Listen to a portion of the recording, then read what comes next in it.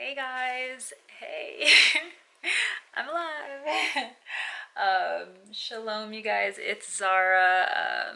Yeah, my hair. I need to like do something with it, y'all. So I am literally just like saying hi, popping in.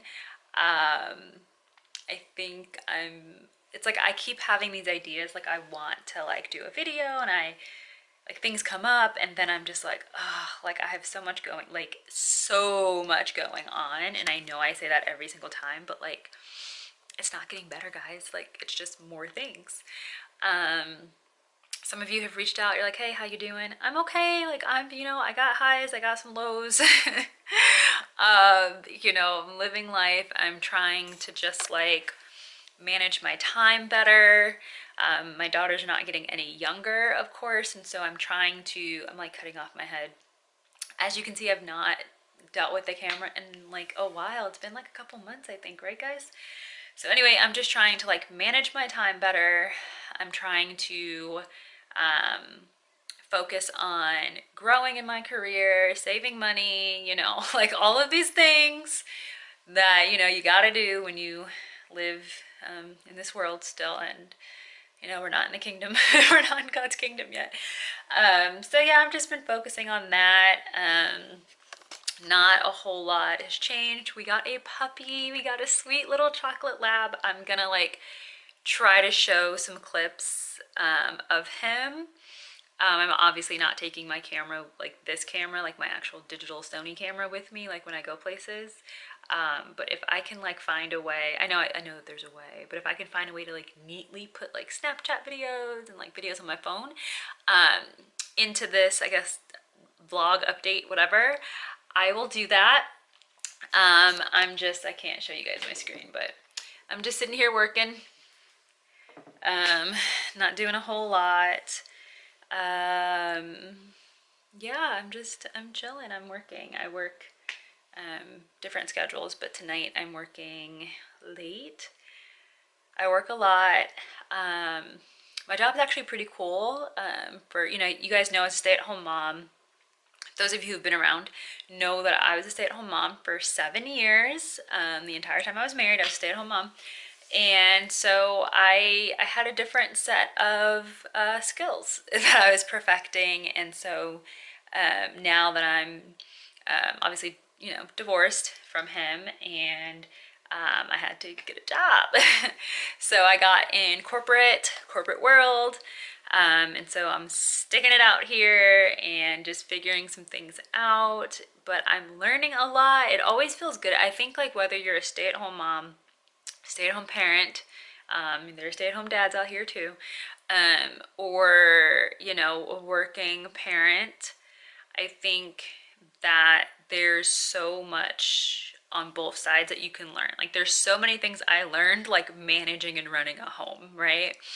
That I'm like, gosh, like I was so good at that before. Why am I not good at these things now?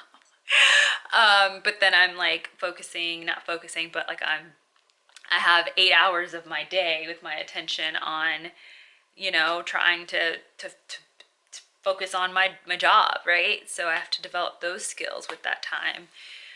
So I'm trying to find my balance. I think it's been almost 2 years. And it's hard. Like I'm really still trying to find my balance, and I have not found it yet. Like I think some people are like, oh yeah, you're getting your groove and your balance. I am not. Like I'm not. I'm not at all. Am I getting closer? Maybe, but I'm definitely not there. Um, I don't know. I'm trying to get there. Yes, I still read a lot, guys, but I've been utilizing Audible a lot more, which y'all know, again, the ones who follow me on Instagram know that I've had a ban on like listening to fiction books. It's not the same. But I found through an Insta homie, found out that I could like make the speed faster. So that was like one of the major things affecting me. I just felt like it read so slow, and I could finish the book in like half the time of the audiobook, and it was driving me crazy. Anyway, you can adjust the speed. So if you didn't know that and you were like me, congratulations, spreading knowledge. You're welcome. So yeah, I've listened to 3 books this week. I'm reading a book by Nicholas Sparks right now. It's called The Longest Ride. The Longest Ride? Yeah, The Longest Ride. And yeah, I don't know. I'm gonna probably try to like post more videos, but I don't know that it's gonna be like deep theological or like spiritual religious talking. Some of them definitely maybe, because there's the Eastern Bible I want to talk to y'all about, the whole like wayist thing. And there's some concepts I just want to like throw out there and see if anyone else is thinking that way. But I don't have energy for it. And like when I talk about things that are more spiritual, whether y'all think I am or not, like I actually do try to be really tactful, and I try to be very careful in what I say and how I'm saying it. Of course, I can't be perfect or even close to it. I make, maybe not even mistakes, but maybe don't always choose like the wisest words. But I am cognizant of it, right? So it's just I'm very mindful when I'm doing that sort of content, and I just don't have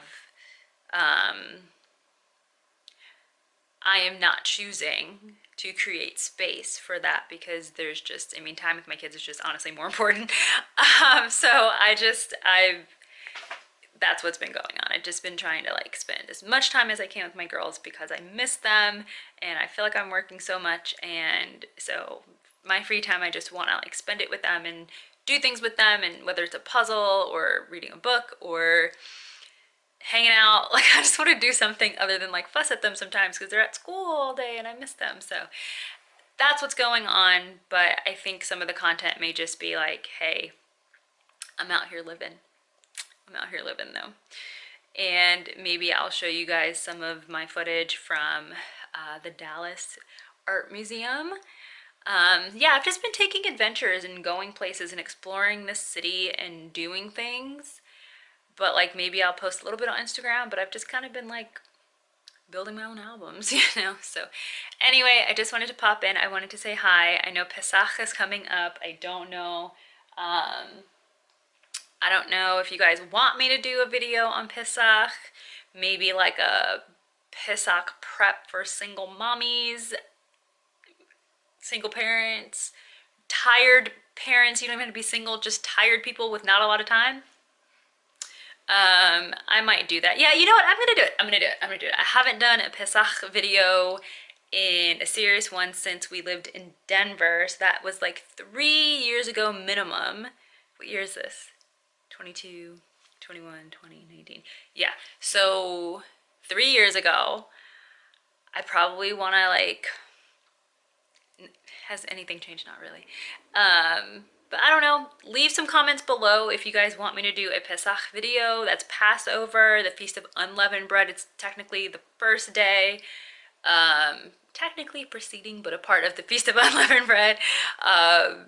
Those who get it, those who don't. But it is part of that. That's what I'm talking about. Pesach is Hebrew for Passover. The Greek of that is Pascha. So our Orthodox friends will recognize that. So yeah, if you guys want me to do a video, please let me know, like ASAP, and I will try to film one. But when you leave a comment, like let me know like what you want to hear or know about it, because I feel like the other two videos pretty much covers it, but maybe they don't. I don't know. So anyway, let me know. I'm interested. If you guys are interested, hopefully everyone's doing well. Hopefully the Most High is just watching over you guys, and you guys are taking time for your family and for yourselves, and for whatever is feeding you, whatever is making you a better person as we walk this thing called life. So anyway, until next time, Imir Tashem. Bye everyone. Hey everyone, it's Sarah. Hey guys, I'm gonna do like a really quick, just like, hey, Pesach is coming, whatever, this is what we have. This is what it's all about. Hopefully you guys have watched the other videos. I think the first one I did was super informative. The second one was more like, just culturally, whatever. This one's gonna basically just be like a, yo, we're doing it this year, super easy kind of thing. Of course, Exodus 12 is where you wanna go. Read the whole chapter. I always say read the whole chapter. Numbers 9, I also believe, And yeah, I have a good memory. So yeah, Exodus 12, Numbers 9, and then Deuteronomy 16 is where you want to go your Passover. Like, what is this as far as in the Torah? You guys can meet Dallas, my little dog, which he should not be on the couch, buddy. Hop on down. And so, of course, read scripture on it. The New Testament, of course, has a few. We know that during the time that the Mashiach was actually about to be delivered up, and the whole saga of the betrayal, his crucifixion, death, burial, resurrection, all of that is in concordance with the feast of unleavened bread, Pesach, Passover being the first day, technically the day before of it. But we know that at some point in time, the entire Feast of Unleavened Bread came to be known as Pesach or Passover. So this is a 7-day feast. If you are in Eretz Israel, if you are in the diaspora, it is 8 days.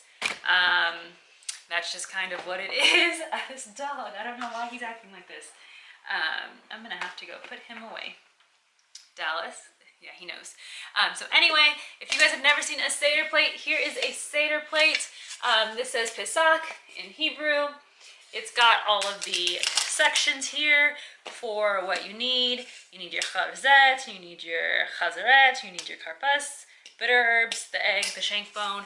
Obviously, you guys know my daughter is allergic to dairy eggs and peanuts, so we don't ever use the egg. We put something in its place, like a beet. But anyway, this is what a Seder plate looks like. Traditional, of course. We don't think that Jesus or Yeshua had one of those. And then, of course, depending on your tradition, your minhag, you either, I mean, I don't know, I think everyone at this point gets matzah. This is the Manischewitz. This one does not have the egg in it, so that's why we buy it. It's just got wheat. They also have the gluten-free ones as well. I think those tend to have egg in it though, I'm not sure. But anyway, we just do a pretty traditional Seder. We do have a seat or a place for Elijah. We have Elijah's cup, all of those sorts of things. We don't find that to be inconsistent with our beliefs here as a family. So we do keep it that way. I don't do, like, we don't do like some long drawn out thing. I don't have the patience for it. My children don't have the patience for it. I don't typically have a bunch of people over at my home. But of course, if I'm going to someone else's home for the Seder that night, then, you know, like, of course, like it's a pretty long thing. But I do like to read scripture that night, or like the movie night, the night before, the night after, sometimes the night of, it just depends. We will watch The Prince of Egypt. We'll talk about baby Moshe. We'll talk about, you know, just this whole, like the 10 plagues and all of these things. And my girls love like going over the 10 plagues, which now that I think about it might be a little weird, but I don't know. I think they think it's cool that like God was showing out and like showing all of these other like gods, like, yo, like this is what it is. Like, Pharaoh, you think you're doing something? Like, I got it. So, and I explain all of those things to the girls, you know, some of that subtext in there. And of course the prep that leads up to it. You know, of course, you are getting all the chametz out of your house, so that's all of the leaven. So leaven and leavening agents we remove from the home. In years past, I've thrown it completely away. Post pandemic and just, you know, with food shortages going on and just so much going on, I personally feel convicted not to throw it out. I just feel like that's really wasteful, and I'm not saying if you throw things out then you're a wasteful person. I'm saying for me, I would feel wasteful doing it. Whether it, you know, technically is or isn't, I would feel wasteful doing it, and I've really gone back and forth, but I just feel like we're gonna put it in some bins, stow it away, and just let that be what it is. So I'm not saying anyone else should do that. Of course, check with your your elders, your leaders, things like that. But I do think that for me, that's just what we're gonna do. So of course we do that. You do a really good deep clean, and that's pretty much like the big prep as far as physically what you would do getting ready for Pesach. Now when it comes to like spiritually, of course there's prayer, there's fasting. People do different things. That's totally up to you how you want to prepare yourself to get the most out of Pesach, and I'm not necessarily really here to advise on that, but those are just some ideas of what people have done. So I don't know what I was saying, guys. I cut myself off. My kids, they're supposed to be down for bed. They're up. The dog's being crazy. This is why I'm not making videos. I just always have moving pieces, and so when I finally have time to like settle down, I tend to not want to try to make a video because I just know it'll be like some sort of chaos, and it'll frustrate me. Like I'm actually really frustrated right now. So this is why I'm like not really making videos. But anyway, I did want to mention, I think I've showed you guys this book before. It's really old now, but I think I may have showed some of you guys this years ago when Ava was a baby. But the Matzah Man. So we always read the story. So like Pesach is coming up in a week, and they'll be with their dad when it starts actually. So we'll do it a day earlier, just, you know, so I can have like a Passover moment with them. But I always start reading this book about a week before Pesach, and they know the story. I think Ivanka's now remembering it. She's 5, so she's remembering it a little bit more, and so she's like, oh yeah, the Matzah Man. So anyway, this is a really good one. If y'all can find this, I got it from a used bookstore. I don't know where you can find it, but whatever, Amazon I'm sure has it. The Matzah Man, a Passover story, for whatever reason. It's by Naomi Howland, but it's really catchy, so I think that's why they like it. So anyway, we just read that tonight. That's what we do. Of course, you can make your own unleavened bread. It's not hard at all. Just basically flour, salt, and like water. You put some oil in there, I guess. It's not hard to do. You can look up recipes, things like that. But again, it's really easy. It doesn't have to be like Cracker Life. So yeah, so we do that. I tend to like to light my menorah whenever there is one of the feast days.